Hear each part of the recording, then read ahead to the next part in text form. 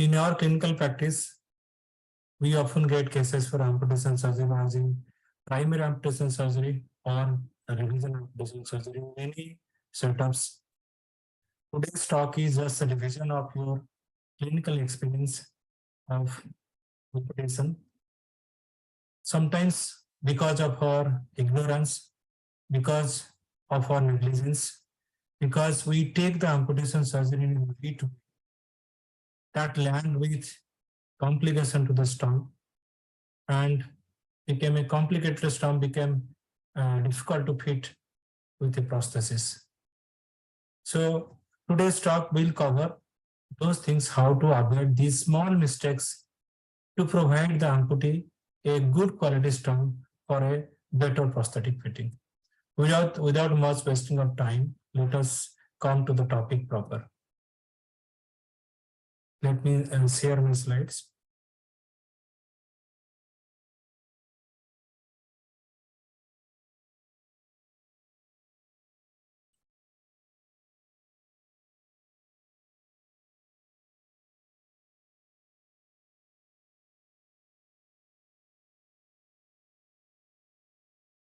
So amputation means this is surgical removal of the whole or part of a limb. It is not a mutilative surgery as we think.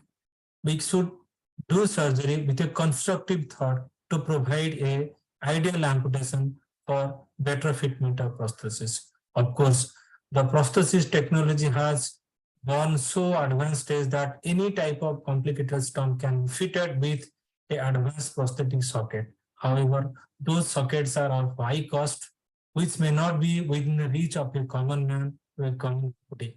So our aim is to provide an ideal stump with a so that the patient can fit it with a prosthesis with a reasonable cost. Like other conditions, like see advanced arthritis cases where the replacement surgeries are done with utmost care, where an internal prosthesis is fitted. Here also we are fitting with a external prosthesis, and we should take also utmost care towards the amputation surgery. This is the first step of the patient to return to more comfortable and to productive life. Still, surgeons are working in a dark background on the rehabilitation of amputees. As this picture, two pictures shows, if you come to the left picture, surgeon has done amputation. The child, a 10-year child, had a road traffic accident with cross injury of both the foot, and somebody has done amputation on the left side with grafted skin on the plantar aspect with equinovarus foot. So as you know, that this plantar skin cannot be replaced by any form of grafted skin. Maybe if you put a full thickness graft, you have facility, you can put a full thickness graft, but still full thickness flap, but still that is not good enough for weight bearing. Moreover, the surgery done developed landed with equinovarus deformity. When the child will start walking, definitely that skin will break, and this is a completely unsuitable stump for prosthetic fitting. I think if you would have been in the same place, probably your plan of management will be different from a conventional surgeon. How? Because you will think the person should go back to the community. But in contrast, in a general surgeon, they think that wound should be healed or the suture should be removed with an uncomplicated manner. But our purpose is not like that. We think that after a surgery, the child or the patient or the amputee should go back to his normal job or should be normally ambulatory. With this type of stump, it's very difficult to fit any form of prosthesis. So probably this could have been managed by a amputation at this level, if at all required, can post-operatively can be managed with a plaster slab or splint to avoid this equinovarus deformity. And if you look to the right side foot also, having the same problem with the grafted skin over the foot. Excuse me, probably, sir. Yes. Sir, Yes. Sir, your slides are not moving, sir. Slide is Not- stationary, sir. No, I am not. This is, you are looking this two stump. One is below knee stump with a large fibula and with a bilateral trans midfoot amputation. Is that the same slide you are viewing? No, No, sir, sir. it's the first slide, sir. We It's are not seeing a slide for me. Mhm. Is it moving now? Not No, yet. sir. Not yet. No, sir. So then I have to stop share and reshare it. Let's see.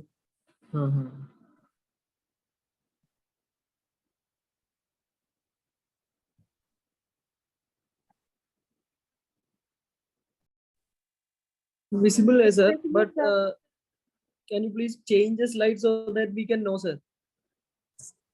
The slideshow mode. It's slideshow mode now. No. It's still first. Same Oh. slide, sir.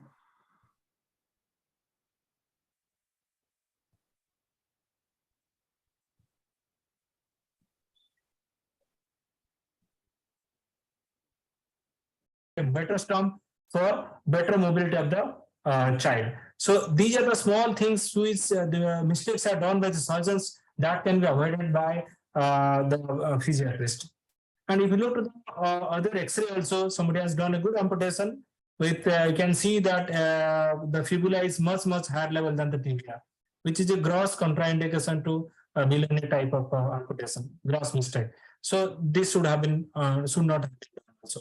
So with this background, still surgeons are operating, and we'll get cases like this in our department also. And we'll have to try to find out the solution how to manage this stump, or we'll have to go for higher level for revision amputation. So very often we get cases like this. We never get cases like primary amputation surgery just after trauma, where we get normal skin, muscle flap at proximal level, and all the anatomical structures are not disturbed. Skin will be in normal condition. Maybe you will not get such type of cases in your institution. Many times we get cases like this when the patients are referred to us for either for revision surgery or for amputation purpose. So you can see it here. The femoral stump is completely projected out. Small kid with the tibia fibula projected. There is also around more than 2 inches of tibia exposed out. So we'll get such type of cases. We will have to ready for that also. How to give a better stump with this in this situation. We get sometimes this cold condition also. As I said, we hardly get any trauma condition for amputation. Normally we will get either revision amputation or we'll get cases disease condition like this, where here the young girl with neurofibromatosis, where the limb is a burden for that. It is much heavier. It's very difficult to work with bilateral arm swing. So there is no other way besides amputation. So here also a challenge for amputation. Proximal level you have to go. You have to design your skin flap accordingly to provide a good stump like this for prosthetic fitting. A good amputation surgery keeping prosthetic fitting in view can make the life of disabled more comfortable, functional, and meaningful. So our objective is not to heal the stump. Our objective to provide an ideal stump so that with an ideal prosthesis, patient can go back to his original job. So, and the aim is also to provide a mature stump. It takes around 5 to 6 weeks after stitch removal, maybe sometimes extended to 2 months or 2.5 months. And we should ensure that there should not be any stump edema or swelling in the proximal joint. The scar should be moving healthy, and there should not be any residual tenderness over the scar. We all know about the criteria of the ideal stump. I don't think that we should go in detail, but the primary aim to provide uncomplicated stump for prosthetic fitting, the main features are the scar should not be adherent to the wound. So it should, that means the wound should heal in a primary intention. There should not be an hypertrophic scar after a grass period of dressing due to infection. And there should not be no bony prominence, which will hit each time to the socket surface, causing repeated ulceration, a painful stump, painful limping gait, even with the prosthesis, and a neuroma. These things are under our control during surgery. If you take little bit care during a surgical procedure, these complications can be prevented, and we can provide an uncomplicated stump to the amputee.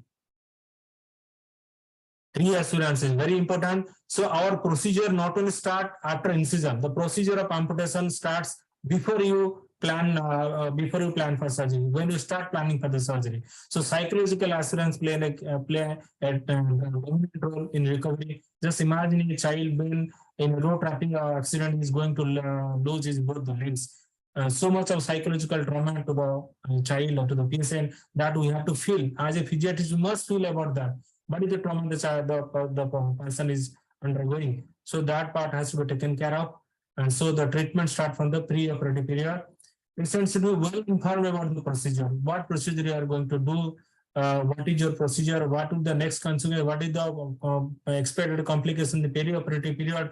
What are the things to be followed in the post-operative period? And post-operative event is likely to face. All things has to be explained to the patient. And awareness of the prosthesis and its use and advantage. This is also very, very important. Your job is not only just cutting the limb or amputating. So you have to explain the patient that what can be done after amputation surgery. What are the facilities for him? Starting from prosthesis, going to his vocational aspect, and about the use of prosthesis, where the prosthesis are available. Everything has to be discussed with the patient. I have a bright example of that. If you have not counseled the patient, what will happen? I was showing this picture to Nagesh sir sometimes in a hospital. So this is a patient. I'm sorry, since it's a slide mode, it's not working. Okay, so this patient was, when he reported us in my room, that time he was moving with these two stools because he was not aware about the prosthesis. So somebody is amputated, but he has not explained about the prosthesis and where it is available. This gentleman had an accident, he had a gap on the left side tibia fibula. He's not able to bear weight on the left sides, and he's not able to use crutch also. So he was completely unaware about the prosthesis. While he reported to us, he was just moving with a pair of stool. So it's really pathetic for a patient in this age also. Patients are not aware of the prosthesis. Everywhere in block level, this tricycle, wheelchair, cross, they are rampantly available, but the prosthesis is not available. So that's why these people are not aware about the prosthesis. So our job is during the amputation also, we have to explain what are the different types of prosthesis, where it is available, even for if the person is from a high, risk family, we must explain about what are the imported prosthesis, endolite, orthobic prosthesis. These things, every aspect must be explained to the patient so that he can choose his type of prosthesis and lead a comfortable life.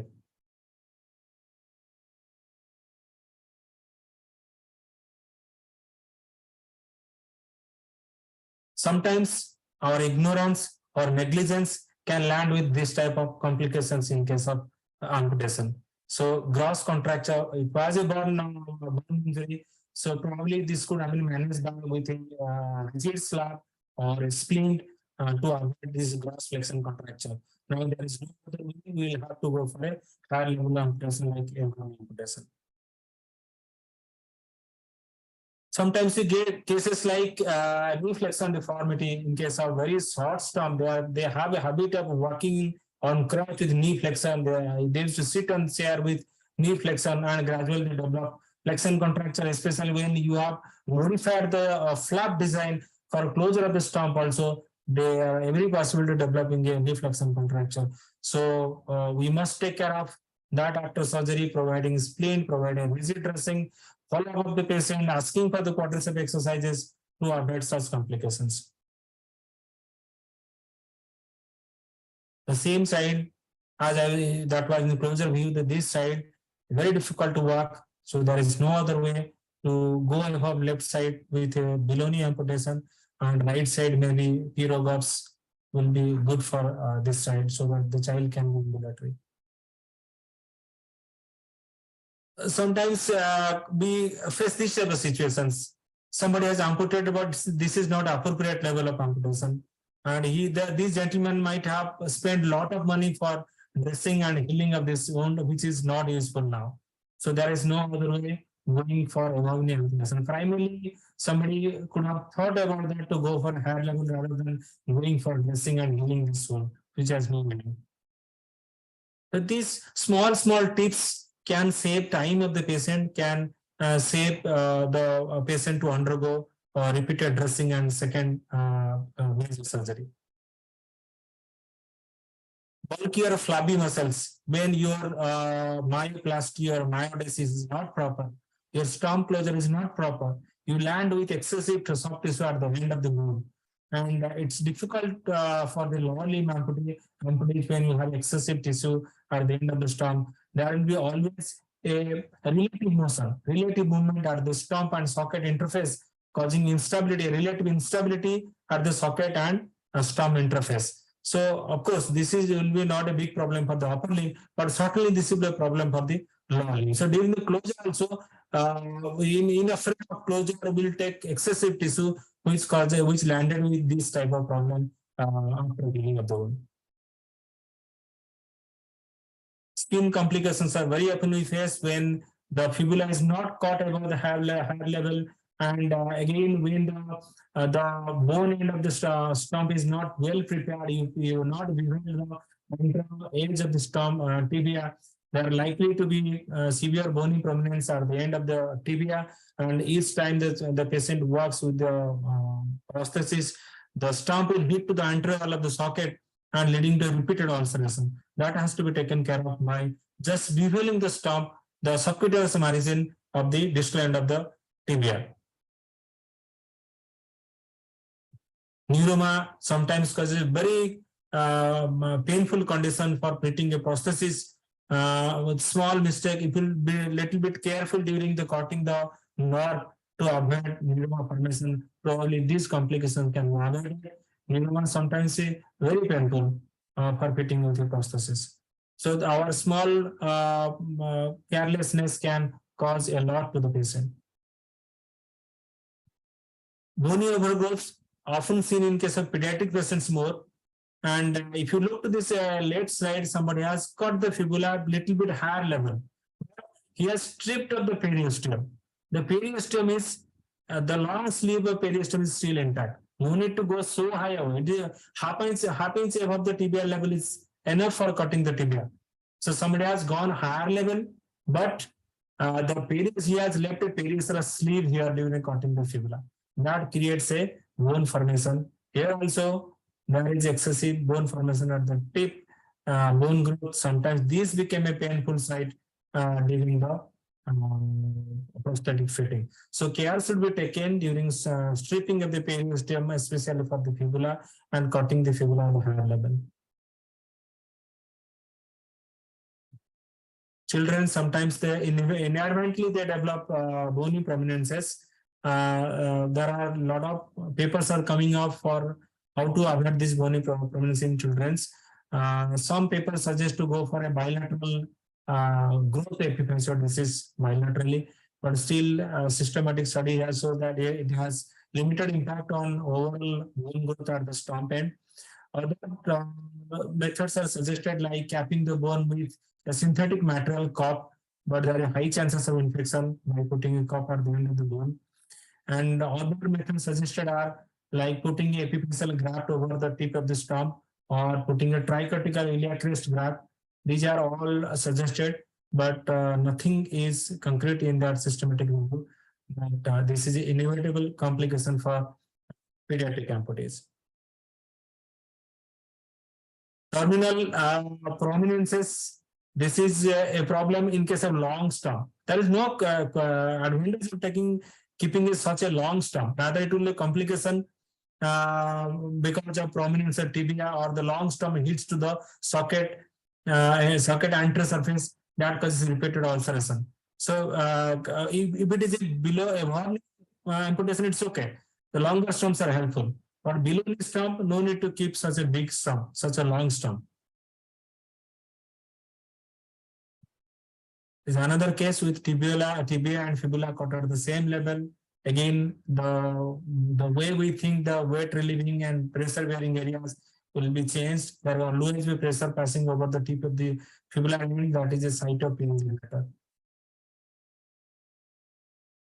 Bony prominence in the stump sometimes you encounter when your myoplasty or myodesis is not sufficient enough. That is one point.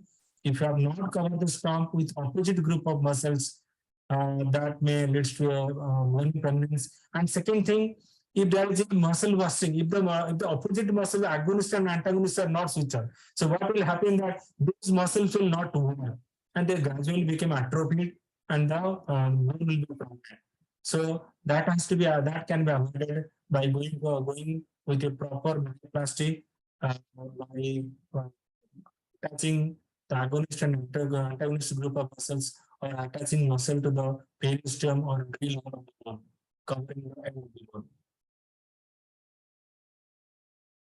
This gentleman had gone through amputation, but you can see is that the bulbous stump, the patellar still on the anterior surface. So socket fitting is certainly difficult for this case. Probably a amputation at the supracondylar level would have been better for him to accommodate the anatomy of the mechanical knee joint during the prosthetic fitting. So if you have not taken care of during wound suture, cleaning, debridement, and likely to have repeated infections over that area, so we have to take care of to avoid such complications for a primary healing of the stump. Indication, I don't want to go in detail, so indication you all know. Now coming to the surgical principle, the topic of interest today, the first part is the determination of the amputation level. What should be the ideal level of amputation? And the clinical level. So in case there is always a confusion whether to keep a long stump or keep a short stump. Increase function with a more distal level of amputation versus decrease complication rate with a more proximal level of amputation. So you have to judge in that situation. Probably we need a better stump with less complication, even if it is the higher level, or with a short stump. That is more preferable than a longer stump with a complications. We encounter many times deviation from the ideal stump. Why it occurs? There are many factors to encounter why there is deviation to the ideal stump. Many times there are certain circumstantial compulsions that you have to, and now in our society, people are not accepting guillotine procedure. So if you go for a guillotine procedure, probably the next step you will prepare the stump the way you decide, the way you intend. But this acceptance of guillotine procedure is not so common in our community. So we are forced to close the stump even the condition is not ideal. That is a circumstantial compulsion leading to a complicated stump. Then secondary complications, sometimes patient with vascular problems, the patient with sensory problems. So you have to, sometimes you in a condition to protect the knee, keeping the knee for future knee joint. So that also you will be forced to keep the short stump leading to a complication. Least interest in amputation surgery. If you're a senior surgeon, you are normally you tell your juniors, please you can do amputation. What should I do amputation? I have done so many amputation. You can go ahead with amputation. You leave it to your juniors. Juniors may not take it seriously, or he can do it operate in a very careless manner, leading to this deviation to the stump. And ignorance, I have already said that somebody has come to full or high level. Sometimes ignorance also lead to a deviation to a complicated stump. Certain things, pre-operative levels are key factors for amputation surgery, like pre-operative evaluation, that is serum albumin level is must. Very often we ignore this investigation, but this is a lot of papers are coming with this, that this has a direct relation with post-operative stump healing. So ensure that your hemoglobin levels should be adequate, the TLC should be low, and the hemoglobin, the serum albumin should not be less than 3.5 gram per deciliter. Probably day before yesterday we had a case, we canceled the case in the OT because of the hemoglobin, low hemoglobin. You will think that you will do surgery tonic with tonica, but that will not going to help you in the post-operative healing. So these things, parameters you must look for before planning for surgery. If the patient is having a long-standing diabetic mellitus, you have to take care of that. You have to see their vascular status, their ambulatory potential, their sensory status must be evaluated. before planning for level of amputation. And you have to look for what drug the patient is taking prior to amputation. Corticosteroids, the immunocompression suppressants, they are likely to develop post-operative complications. You have to prepare for that with adequate antibiotics and proper operative preparation, antiseptic preparations. And patient is taking anticoagulants also should be taken care of.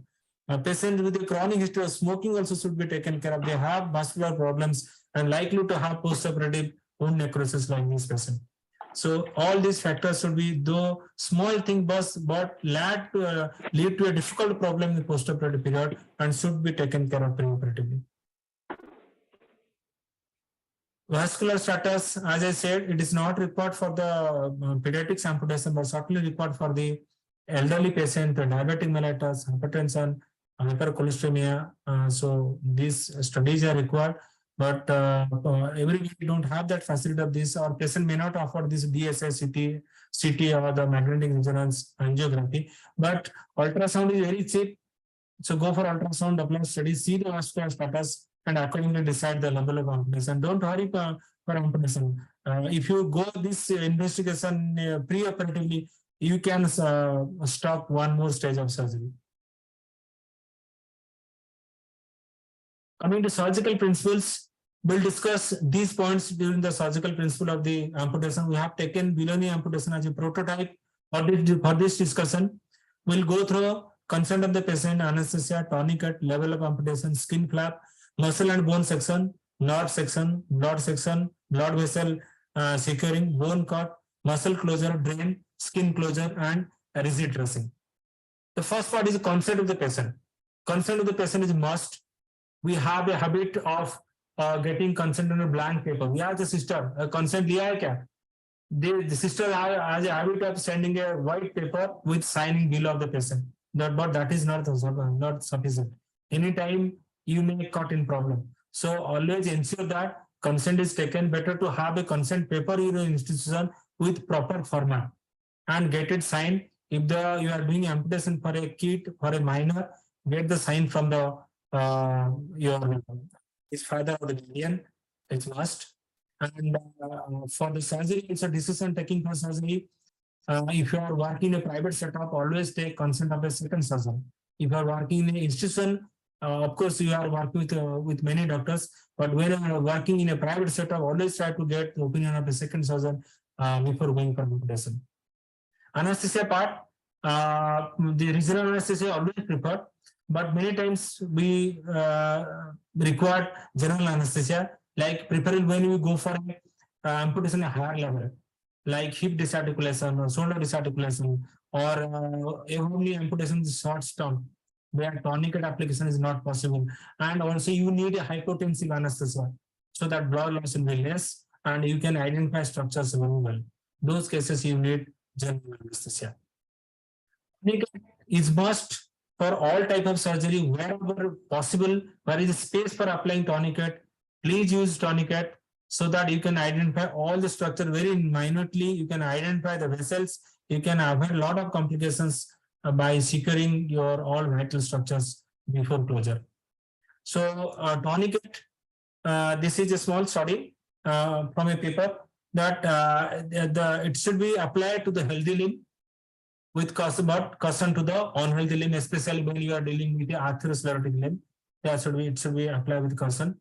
And size of tourniquet, for the upper limb, minimum 10 centimeter and lower limb 15 centimeter. Site of application, always to the proximal part, thigh, proximal thigh or arm proximal. By mistake, if your attendant is putting the tourniquet in the distal thigh, again you will have a continuous wheezing throughout the procedure.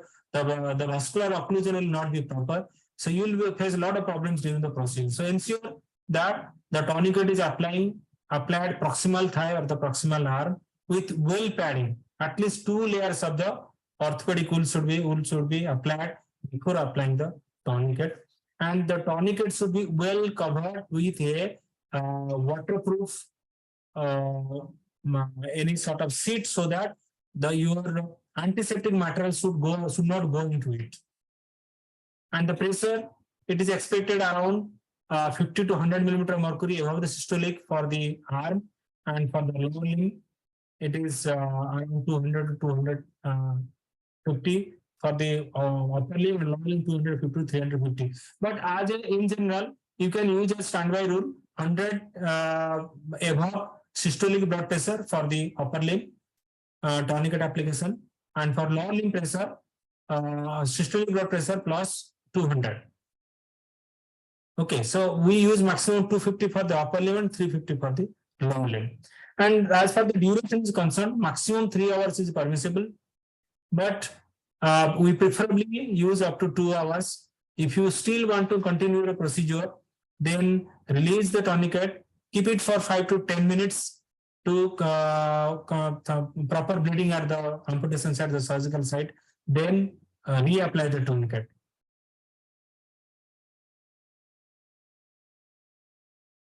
Next is exsanguination. This is just to the exsanguinate the blood from the lost part of the limb. So, but this is not applicable for all the time. This is contraindicated in case of infected condition, or when amputation doing for the tumorous condition. Exsanguination should not be done. They are just elevating the limb for 10 minutes is enough. The aim objective is to blood should come down to avoid loss from the loss of blood from the amputated site. And the second slide shows that thorough closure of the amputated part with a preferably with a sheet which is not water permeable. We use clean sheet so that you will avoid complication or contamination from the infected site to your operated site. So it's preferable to cover the amputated part with a sheet of things which is not water permeable.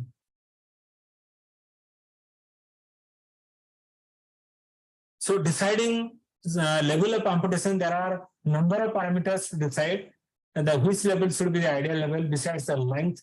If you go for the other investigation parameters, this study says that most probably the clinical investigation so far has a fair level of evidence to decide your level of amputation. However, other methods are there like ankle brachial plexus, ankle brachial index, pressure index, segmental pressure, arteriography.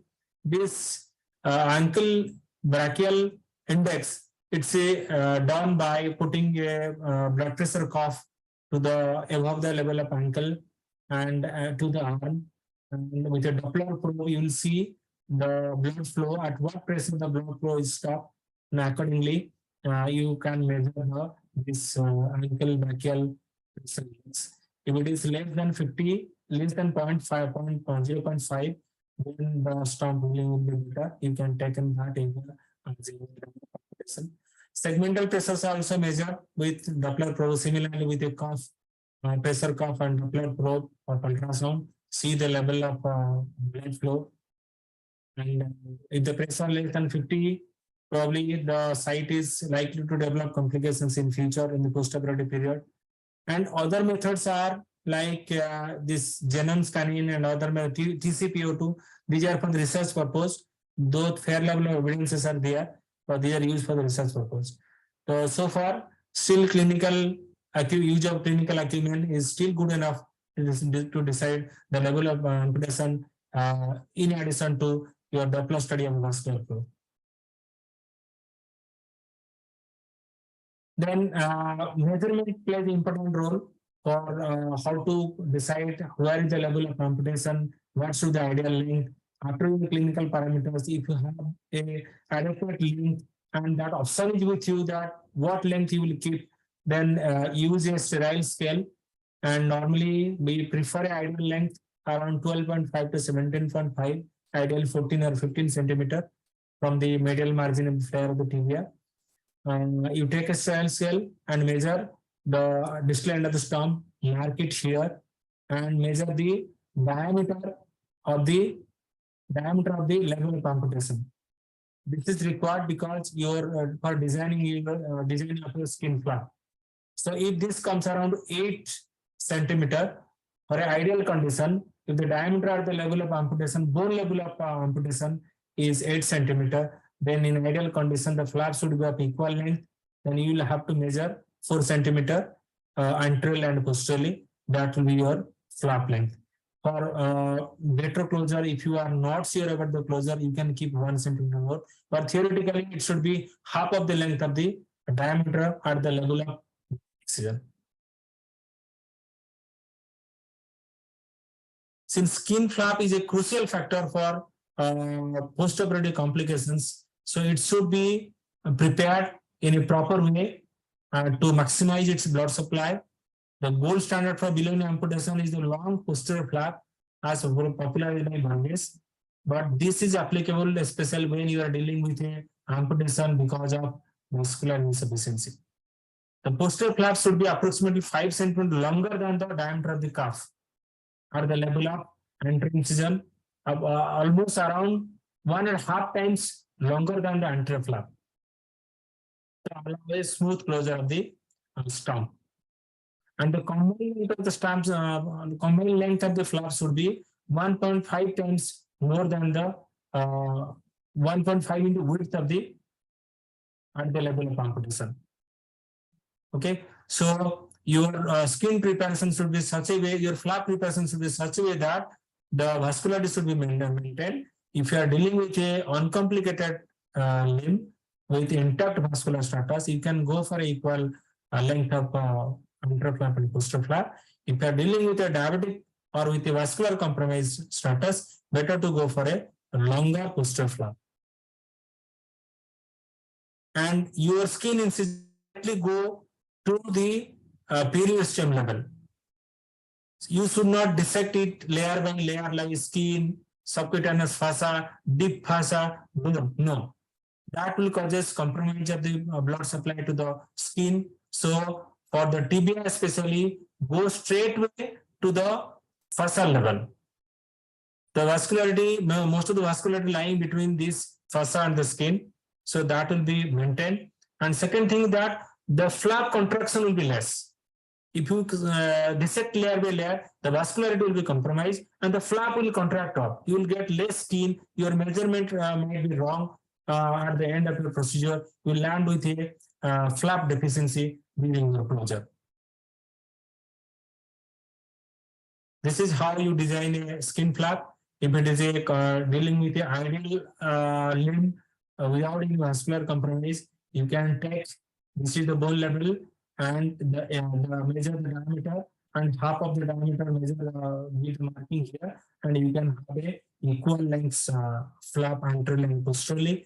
If you are dealing with a vascular compromised stump or with vascular disease, always take a posterior skin flap 1.5 times longer or 5 centimeters more than this, and so that the you will get a posterior flap. Most of the vascularity comes from the posterior side, so the healing will be proper. If you are dealing with a above knee amputation, you can measure the diameter. Since here we can expect a incision at the end of the stump, the anterior flap and the posterior flap is of equal length. Measure the diameter, divide into 3, and this is the terminal end of the skin level, and accordingly you can prepare the anterior flap and the posterior flap. In spite of all these things, still we land with a complication during the closure. Either we land with excessive skin, with a dog ear formation, or with a deficiency of the skin. You will again have to go for cutting of the muscles more and more, and landing with a difficulty in the myoplasty, or again you will have to go for a bone section at a high level for better closure. This complication will go. So this is a simple paper which they have clearly solved the problem of this closure in a very simplified way. They have taken the umbilical tape and length they have taken for the below knee amputation, hand breadth below the tibial tuberosity. Simple way, if you don't have any sterile scale, put your hand on the palm over the leg from tibial tuberosity onward. That comes around 13 to 15 centimeter. This is ideal level. Take an umbilical tape, measure the girth of the stump, girth of the limb at the intended level of bone cord, and make this into 3 parts. Mark it here and here, divide into 3 parts, and again put the umbilical tape over the intended level. And the first mark, this mark, 1 mark will come here at the medial side, and 1 mark will the lateral side, and that will give you decide the medial and lateral corner of your flap. It's the simplest way to avoid complications of the storm closure. Then other is also possible that after that you divide the umbilical tape into 4 parts and take 1/4 of that part, make a circle on a paper, sterile paper. If you don't have sterile paper, take a gloves inner cover paper that can utilize. Make a circle of it with 1/4 of the diameter. Okay, and fold into the triangular fashion and cut at the intended mark level of 1/4 diameter. Okay, now you have got a circle-like paper like this, and put that paper at the intended level of amputation. Okay, so like this, put the paper here and mark the margins of that paper, and you will get a skin flap like this, and there will be good closure without any skin tension, without any dog ear formation. The simplest way locally how to decide in the OT, how to take a good measurement of stump in the OT.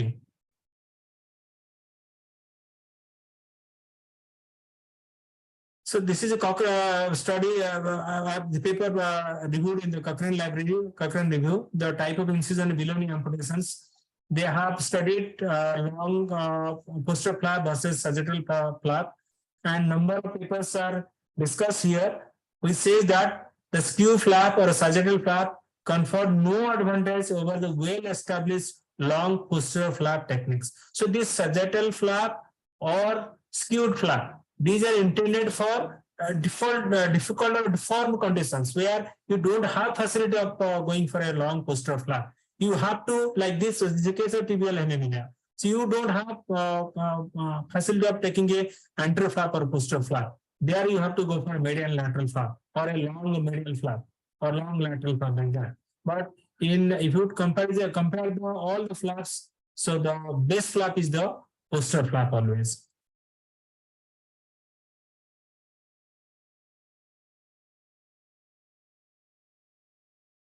So flaps should be kept thick, avoid unnecessary distortions, covering the end of stump with a soft tissue, good soft tissue coverage, and the posterior flap is prepared by debulking the soleus muscle. Again, I repeat it here, if you want to sacrifice any muscle in the posterior compartment, dissect the soleus, excise the soleus. Soleus is rich with venous plexus. When you put to the pressure tension myodesis or myoplasty, those veins go to get thrombus and leads to infection later on. So if at all, if you want to sacrifice any tissue from the posterior flap, excise the soleus muscle.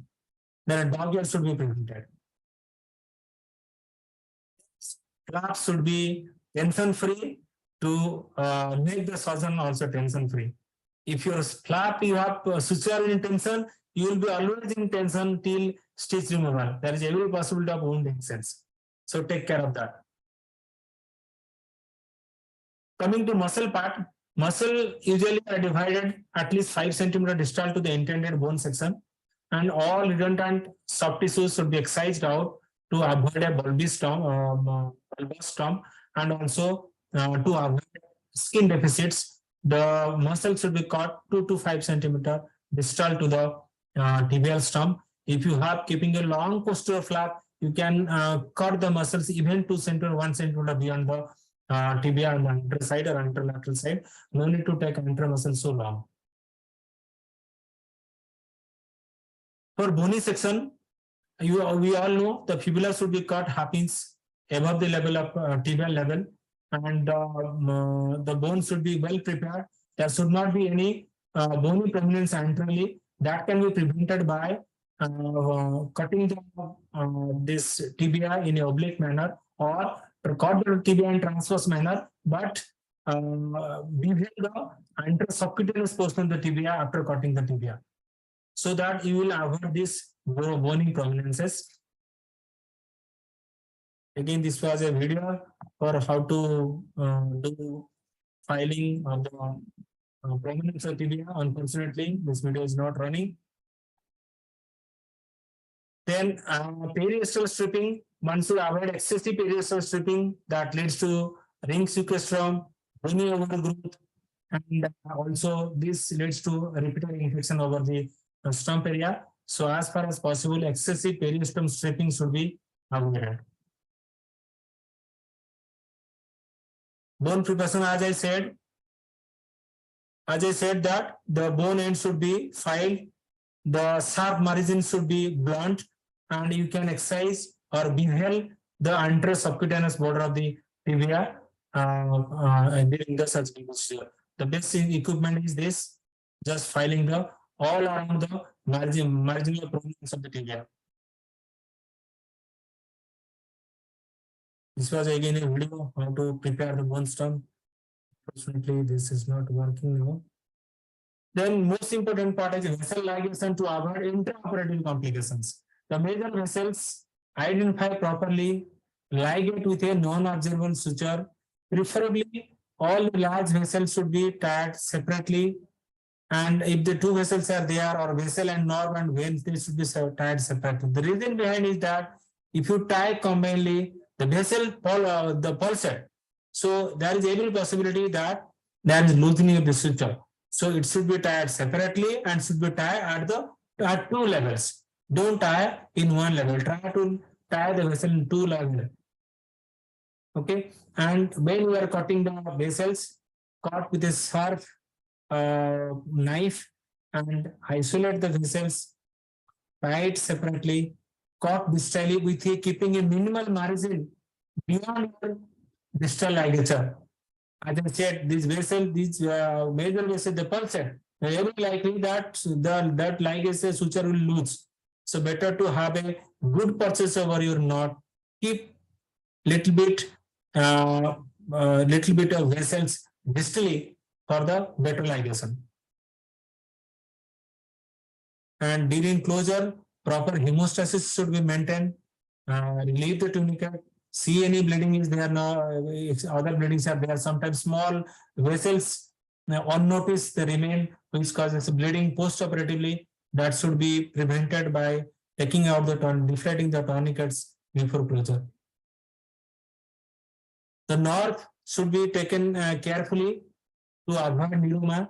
The nerve should be sectioned with a sharp knife, and the nerve should be given with a little bit traction. Draw the nerve distally, cut the nerve with a sharp knife so that the proximal end of the nerve will be retracted back below the bone. Preferably, the nerve should be cut below a bony landmark so that it will not be prominent distally. And during that procedure, avoid strong tension of the nerve, or don't cross the nerve during cutting, or don't cut with a blunt instrument. These are the conditions where the patient will land with a painful neuroma. In case of a larger nerve, sciatic nerve, they are normally accompanied with vasa nervorum. So, if possible, try the larger size nerves to avoid post-operative bleeding. Lavage, though a small thing, but carries importance. Thoroughly clean the amputated site before closure. Many times you might find that you have used saw for cutting the bone. There are many bony dusts will be spreading over the amputation site. These are all necrosed bones, necrosed tissues, muscle tissues will be there. So these are the potential sources of infection. So thoroughly debride, thoroughly clean the amputated site after amputation, and as far as possible, excise the necrotic tissues. If you have a long period of exposure during surgery, you have taken a long period and you have using OT light which is hitting more, there is a possibility of tissue necrosis over the operated site, and these are the potential site of necrosis and source of the bacterial growth leading to postoperative infection. So thoroughly clean the amputated site with the copious normal saline, clean all the bone dust, take out all the divided the dead tissues, small muscle tips should be cleaned properly before closure. Take some time, but this will really help you postoperatively. Then go for myoplasty. Myoplasty is simple, attaching the opposite group of muscles. It helps in maintaining the range of motion in the proximal bone, and it helps in covering the bone stump, and also it helps in preventing muscle busting in postoperative period. If you have left it as such, if you have not properly tied with the opposite group of muscles, there is every possibility of the muscle wasting because of non-injury of those muscles. So myoplasty should be done with utmost care. Myodosis, though preferably than myoplasty, because this provides a bony attachment to the severe muscles and the power will be intact, but this is contraindicated in case of amputation because of severe. These are few literatures regarding the basic steps of amputation surgery and for muscle closure. The muscles on the medial side of the calf in patients with occlusive arterial disease have an increased perfusion compared to the lateral musculature. So when the question comes to go for a surgical flap preparation, there you should try to keep the medial flap more longer than the lateral flap. If the vascularity on the medial side is more, so take care of that part when you preparing surgical flap. The soleus muscle does not contribute to the perfusion of the posterior myocutaneous flap in patients with occlusive arterial disease. I have already explained that if you need to develop the stomp by extension of muscle, take soleus first. Then medial gastrocnemius has the highest ischemic tolerance of all lower leg muscles. So that means as far as possible, you can keep the medial head of the gastrocnemius for covering of the stomp. The soleus muscle should be completely resected because its vast venous plexus is at risk of development of thrombosis secondary to relative stasis created when the flap is anteriorly rotated. Okay, so these are simple tricks during the closure of the during the myoplasty, which muscle to be kept intact, which muscle to be excised to avoid post-operative complications. Drain, if you are sure about the hemostasis, drain is not always required, but since the medullary canal is open, you may expect some bleeding from the medullary canal. So if you are applying a bone plug to the medullary canal, if you are applying a bone wax to the medullary canal, you are capping the medullary canal, then probably drain may not required if you go for a proper hemostasis. If you are not plugging the medullary canal, try to go for a proper hemostasis. So better to put a drain.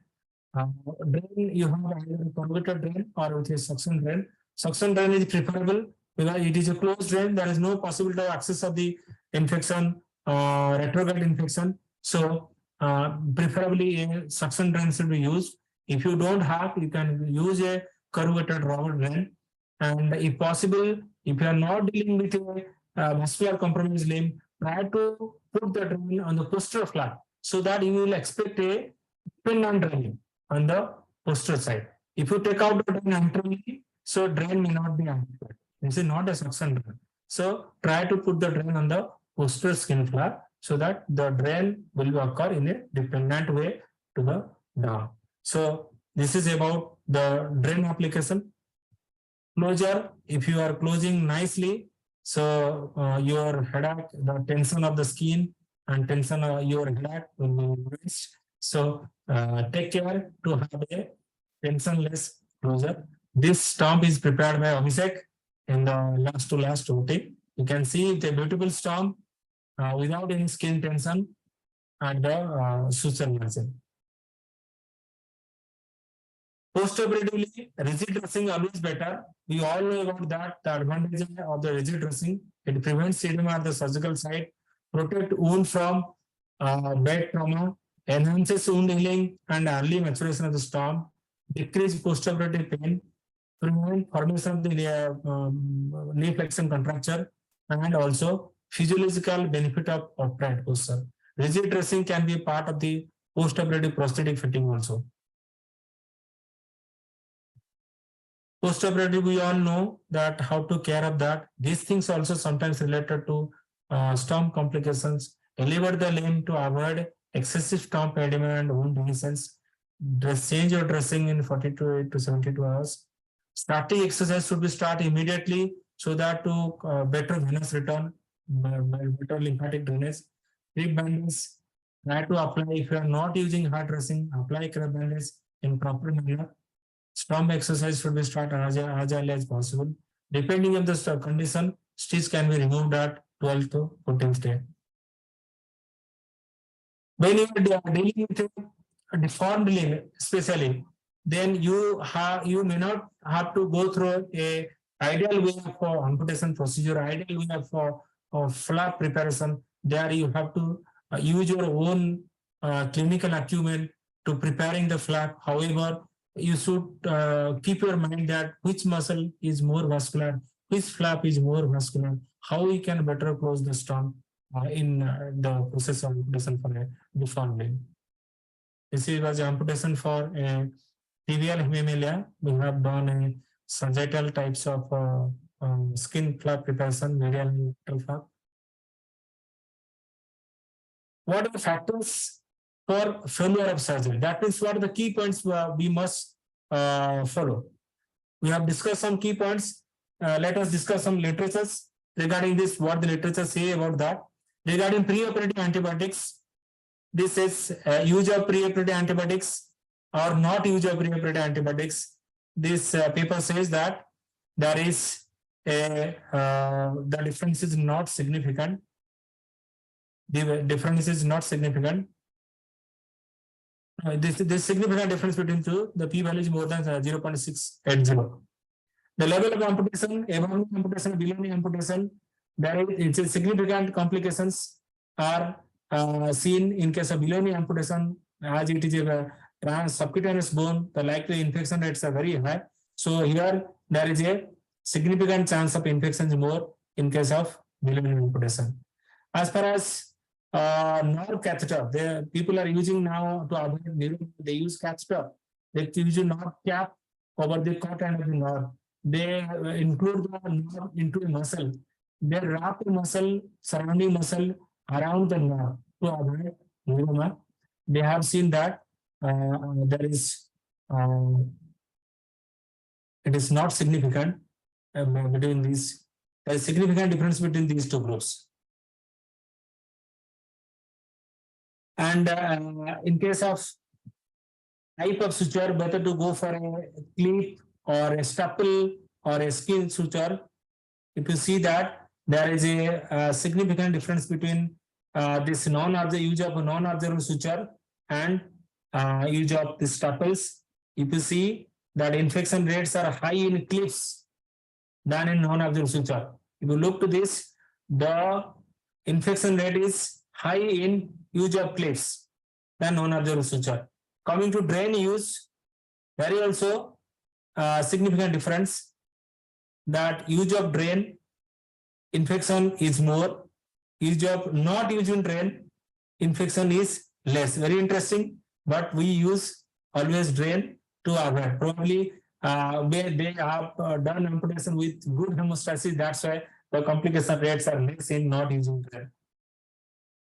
Grade in surgeon who has done amputation, whether consultant or the junior. Interestingly, there is no much difference between these two groups. So it is the difference is not significant.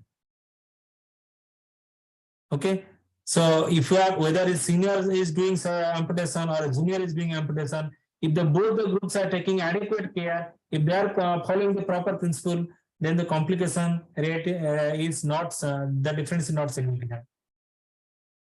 Duration of surgery, this study says that again the difference is not significant. The operation time more than 80 minutes or less than 80 minutes. But however, take care that the operation time should be as minimum as possible. The more you expose the tissue, there is more chance of tissue necrosis, and these are sources of infection. Though the study shows there is no difference, no significant difference, but practically try to finish your surgery as early as possible.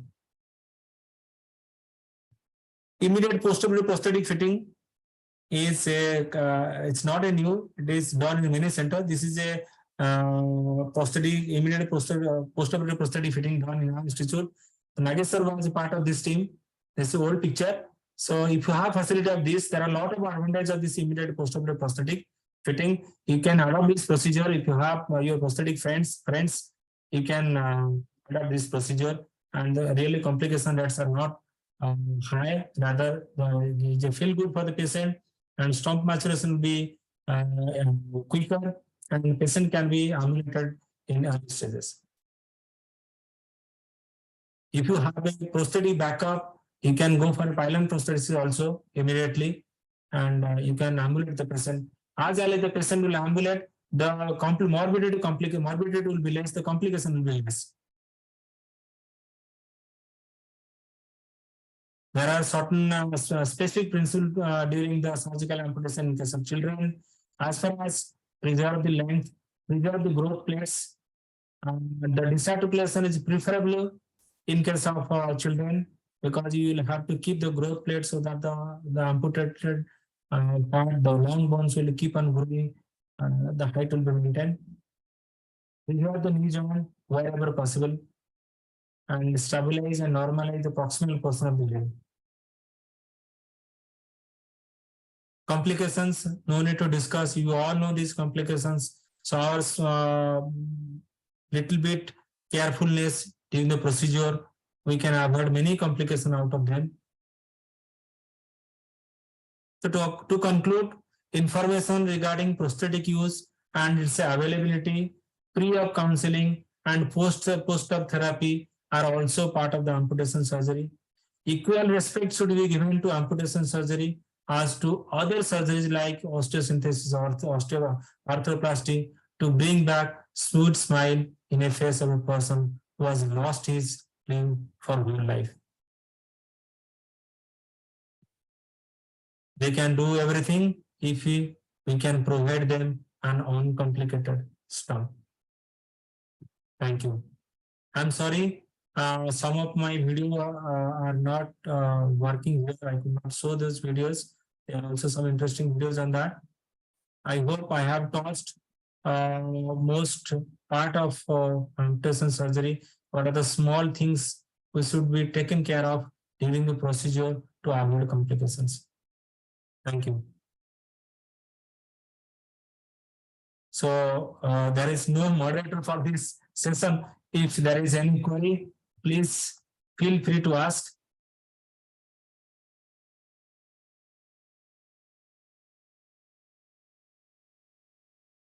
Hello, good evening, sir. Yes. Sir, Nageshwar. sir, I want to see that slide of mature stump once. It is within first 10 slides.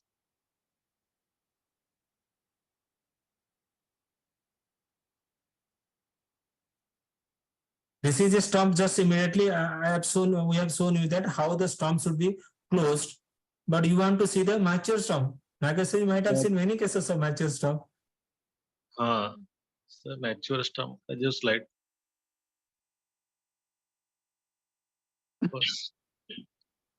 Nageshwar, Yes, sir. can I ask one question directly to you, bypassing Pavitra? Hello? Sir, please you go ahead, sir. What is the criteria of maturation of the stump? Is there any sign, symptom, something that you will say that stump is mature? Do you have any idea, or I should explain? You can explain, sir. Okay, straight I will go to explanation. Okay, when there is lymphatic drainage, active lymphatic drainage from a distal point of the stump to the proximal side, the swelling will not appear, swelling will not increase. So this is the point when you say that the stump has reasonably matured. What are the signs? You will see wrinkles on the distal part of the stump, skin wrinkles which are normal skin wrinkles. If those skin wrinkles appear, you are very sure that the stump has matured reasonably, and now you can go for final fit. What is the importance of maturation? Final fitment. So in this case, once the wrinkles appear, you can go for final fitment of prosthesis. Till then, you have to go for temporary fitment of the prosthesis, so that giving time for maturation. And maturation is what? Again, I repeat, it is the active transportation of limb from the distal to proximal side in a normal manner, which is apparent with appearance of wrinkles on the distal part of the stump. Is that clear? Okay, actually, I wanted to ask some other question regarding IPOP and that mature stump. So when we do IPOP, uh, so Yes, yes, go ahead. Yes, Nageshwar. because, sir, as in the slide, it was shown maturity at 5 to 6 weeks, I think. This is a relative terminology. It was 6 week was written over here. It extended to 2.5 months. As a sir said, that is the vital sign. The duration is not much important. You have to see whether the edema is still persisting there or not. Is there any scar tenderness is there or not? And the Okay. skin mobility is well there or not. If skin is edematous, non-mobile, scar tenderness is there, then the time is not the only factor. You have to use your clinical acumen to see the maturity. So when we plan IPOP, so will it affect this maturity or will it enhance the maturity? It enhances the maturity of the stump because when you ambulate with your prosthesis, the muscles will contract. The muscle itself also helps in lymphatic drainage. The limb Okay, sir, will okay. move, the muscle will contract, and it also helps in lymphatic drainage. That's how it enhances maturity. That doesn't mean that it will mature in 5 days. It is not like that, but it helps in maturation of the stump. Yes, sir. Yes, sir. Thank you. Thank you. Nagesh? Yes, sir. Nageshwar? Yes, sir. One thesis was done at Safdarjung in which a prosthesis, temporary prosthesis was given, pylon, which I designed in Andaman, where there was no prosthetic support available for me. Any ordinary worker, metal worker can make a 4-strip socket with a small, you can say extension, and down below there will be a rocker with rubber lining. That thesis is available with me, and paper has been published in the name of Dr. Unmesh, I Sabnis. think. I don't remember his name. Unmesh, Sabnis, I think. Unmesh, sir. Unmesh Sabnis, sir. Unmesh Sabnis, yes. Yes, sir. I was also there. You were there. Oh, So good evening, in sir. case, Good evening, sir. Yeah. you can go through that paper. It's a very simple design of prosthesis, and you can apply, leave it, reapply. After one patient goes, the same thing can be applied with a slight adjustment to another patient. Below knee can be applied for many types of patients, many heights of patients, and similarly, above knee can be applied for many heights of patients. You have to have 3 or 4 lengths of those this thing processes, and you can reapply here and there. It's a very simple thing, and maturation can be seen very easily in that case. You remove it because you have to change the plaster every 2 weeks to see the inside. So usually what Pavitra has said, it's very right. Usually within 6 weeks, you will get reasonable maturation. Maturation, yes. Can I add something, sir? Yes, yes, sir. Please. Yeah, yeah. Good evening, Dr. Pavitra, and Good evening, sir. thank you for the nice listing for our students. And we realized that many of our centers does not perform these things, do not perform amputation surgeries. So it will be very beneficial to our students. And of course, in the future, I think centers like you and any other centers who provide this, who regularly does these surgeries, can invite the students to see the surgeries itself, for practical experience. They can be invited, or the institutes can take initiatives to for some rotational posting to your center or some other centers where we Yes, perform. sir. Yes, the students are coming, sir. Recently, Yeah. Raipur AIMS also they have given a request. Yeah. The students are coming for the external posting for the NITAR. Not only NITAR, wherever these things are going on, if anybody wants also, can come and join as external posting. Probably we'll be starting. Our these things in our center also. And thank you for this. And regarding this immediate postoperative prosthesis, As sir has already mentioned, Kothari sir, respected sir, has already mentioned about his experience, and in that case, I was also there, and it was very useful. As sir already told, it was very useful. We have seen the psychological benefit, also the psychological benefit of the patients, because we make them stand and walk immediately after the surgery. Within few days after the surgery, we can make them stand and walk, and you can see the psychological benefit, appreciate the psychological benefits in these patients. So it is very useful, and we should encourage these things, I think. Sir, for your comments. One query from the participant. Sir, please make uniform syllabus at all centers who offers degree of PMR. This question is not related to today's talk. This is a high level question for the higher platforms. But anyway, the purpose of this webinar is this only, so that the faculties, the juniors and seniors from different centers, they will come forward. They will present their talks, what things they are doing in their respective centers. Everyone will know about that, and accordingly you can decide that if you want to go for external posting to any center, you can go. Through this platform, I request all seniors, juniors, all physiatrists, please come forward to this platform, present clinical talks, whatever things you are doing in your center as excellent way, present those works in this platform, so that we will know that what is happening in which center. That's most important. Definitely. And I have also part of other association also. They are conducting this webinar like examination of different clinical condition, like hip examination, knee examination, or spinal cord injury examination, like that. So even our students will be benefited out of those type of presentations also. If somebody will come forward and present like these things also, this will be good for the students also. Yes, yes, certainly. Sir, can I ask? Yes, yes. Sir, I just, recently that survey was shared in All India IAPMR group about the specialty name, Name. and the maximum inclination was towards rehabilitation medicine. But if like someone is interested in surgery and it is official part of the curriculum, like I did DNB PMR from SVNIRTAR, and in my official DNB curriculum, surgery was there. So why should I accept the name rehabilitation medicine? I will rather choose Then I guess rehabilitation so. This is medicine and not a surgery. forum for discussion thing. Please, don't make that issue here.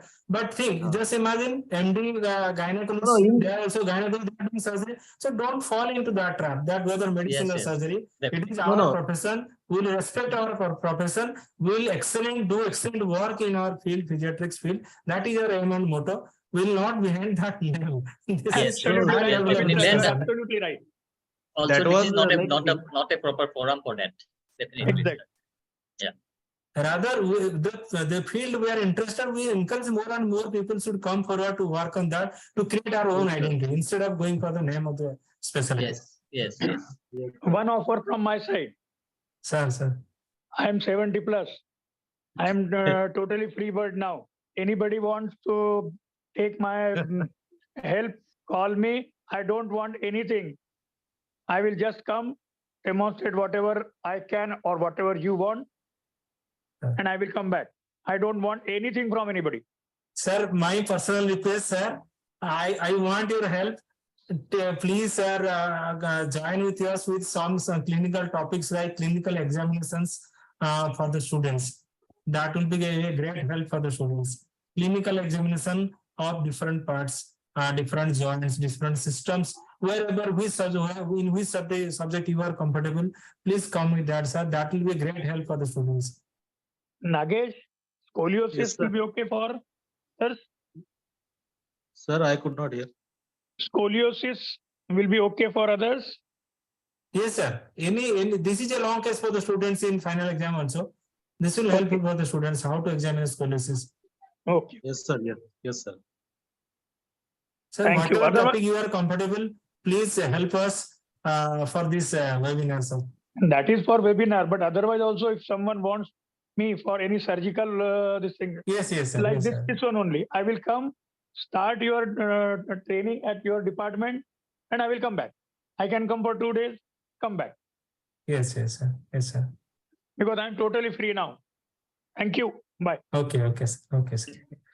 So I think there is no more question in the chat box. Then probably we'll have to close the session if there is no question.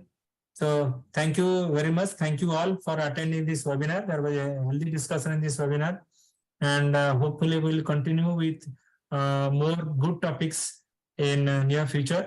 And I must thank the office bearers of IAPMR and Association of Physical Medicine Rehabilitation of Odisha, and all the staff, species students of Department of PM and SVNIRTAR for their constant help and support for conducting this.